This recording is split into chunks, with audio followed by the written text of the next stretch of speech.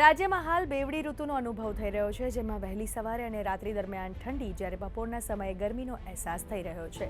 ત્યારે હવામાન વિભાગ દ્વારા આગામી 7 દિવસ રાજ્યના લઘુત્તમ તાપમાનમાં મોટો ફેરફાર નહીં થવાનું જણાવાયું છે. તો રાજ્ય પર વેસ્ટર્ન ડિસ્ટર્બન્સની અસરથી પવનની ગતિમાં વધારો જોવા મળશે. આ ઉપરાંત રાજ્યમાં આગામી દિવસોમાં ધુમ્મસભર્યું વાતાવરણ રહેવાની શક્યતાઓ વ્યક્ત કરવામાં આવી છે. તો 13.1 ડિગ્રી લઘુત્તમ તાપમાન સાથે નલિયા રાજ્યનું સૌથી ઠંડુગાર શહેર બન્યું છે, જ્યારે ડીસામાં 15.2, ભુજમાં 15.8, પોરબંદરમાં 16.3 અને રાજકોટમાં 16.4 ડિગ્રી લઘુત્તમ તાપમાન નોંધાયું છે. તો બીજી તરફ હવામાન વિભાગે આવતીકાલ સુધી જમ્મુ કાશ્મીર, લદ્દાખ અને હિમાચલ પ્રદેશ અને ઉત્તરાખંડમાં વરસાદ અને હિમવર્ષાની આગાહી કરી છે. તો આગામી 2 દિવસ દરમિયાન ઉત્તર પ્રદેશમાં અતિગાઢ ધુમ્મસ રહેવાની શક્યતાઓ છે, જ્યારે આવતીકાલે મન્નારના અખાત અને તેની આસપાસના કેમોરીન ક્ષેત્રમાં ભારે પવન ફૂંકાવાની સંભાવના રહેલી છે.